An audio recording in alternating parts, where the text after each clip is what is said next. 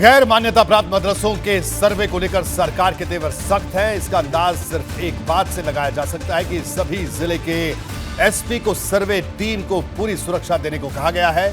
सरकारी निर्देश में इस बात का साफ जिक्र है। यह भी कहा गया है कि सर्वे के दौरान जब भी जिस जगह पर भी पुलिस बल की सहायता की जरूरत हो, इसे फौरन मुहैया करवाया जाए।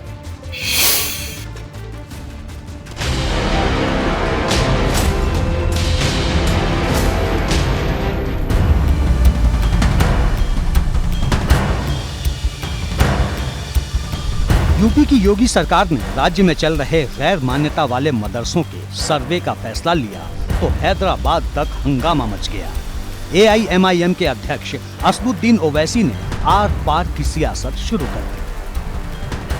ऐसे कई बड़े मदरसे हैं, डिफरेंट स्कूल्स ऑफ थॉट के प्राइवेट मदरसे हैं, जिनका ना सरकार से कुछ लेना देना है, ना सरकार उनको कुछ फंडिंग करती है और स्टेट गवर्नमेंट से ताल्लुक ही नहीं है।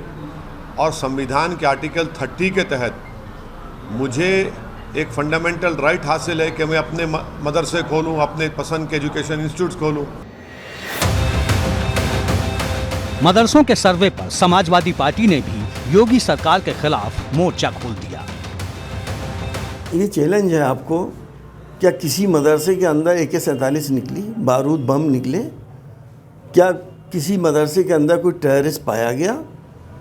ये खंगाल तो रहे पिछले 10-20 साल से, आज तक तो निकला नहीं।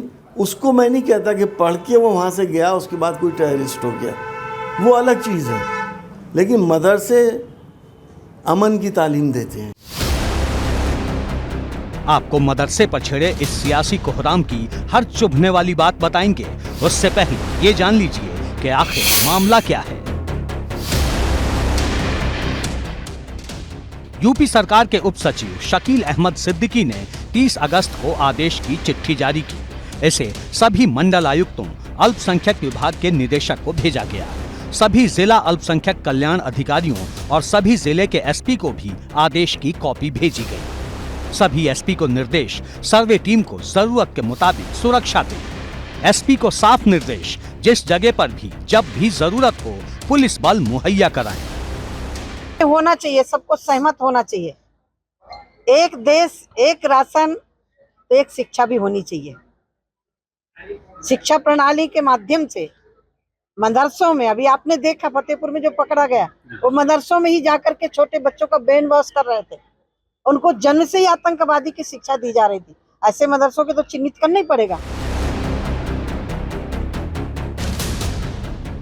योगी सरकार ने इस फैसले का आधार राष्ट्रीय बाल संरक्षण आयोग के निर्देश को बताया है। गैर मान्यता प्राप्त मदरसे के बारे में सभी जिला अधिकारियों से 2 टूक कहा गया है कि 25 अक्टूबर तक सर्वे का पूरा डेटा सरकार को उपलब्ध कराया जाए। सरकार इसे रूटीन वर्क बता रही है तो विपक्षी दलों ने मोर्चा खोल दिया है। देखिए, पहले तो ये सारी चीजें सर्वे की रिपोर्ट आने के बाद मालूम चल पाएंगी, क्योंकि वहाँ की इंफ्रास्ट्रक्चर, जैसे मैं बताएं, कई सारे बिंदु हैं। इंफ्रास्ट्रक्चर क्या है, शिक्षक कितने हैं, छात्र कितने हैं, वो शिक्षकों को सैलरी कैसे दे रहे हैं। तो ये जब ओवरऑल सर्वे आएगा उसके आधार पे ही आगे कोई फैसला लिया जाएगा। अभी पहला स्टेप है कि हम सर्वे से हमको ग्राउंड रिपोर्ट की जानकारी हो, एक्चुअल स्थिति की जानकारी हो। यूपी मदरसा बोर्ड ने पिछले 7 सालों से प्रदेश में किसी भी नए मदरसे को मान्यता नहीं दी है। गैर मान्यता प्राप्त मदरसों के सर्वे के पीछे नए मदरसों को मान्यता देने का मकसद भी बताया जा रहा है, लेकिन सबसे ज्यादा चर्चा गैर मान्यता प्राप्त मदरसों की फंडिंग को लेकर है। सर्वे में ये भी पता लगाया जाएगा कि किस गैर मान्यता वाले मदरसे को फंडिंग मिल रही है, यानी इसकी भी पूरी कुंडली खंगाली जाएगी।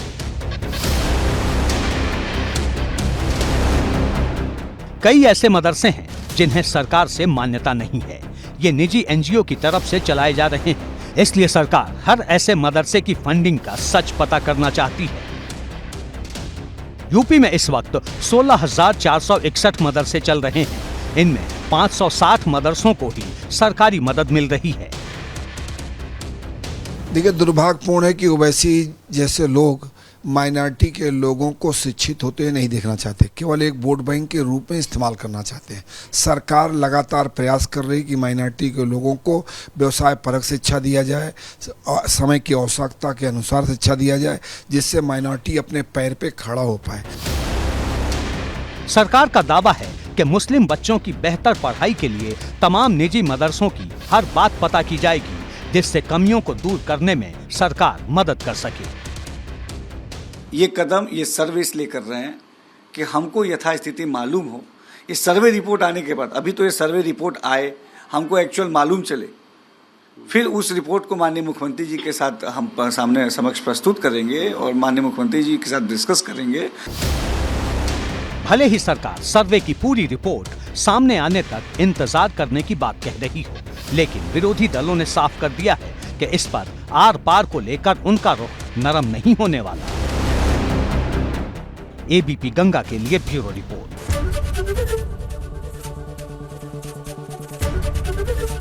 एबीपी गंगा, खबर आपकी, जुबान आपकी।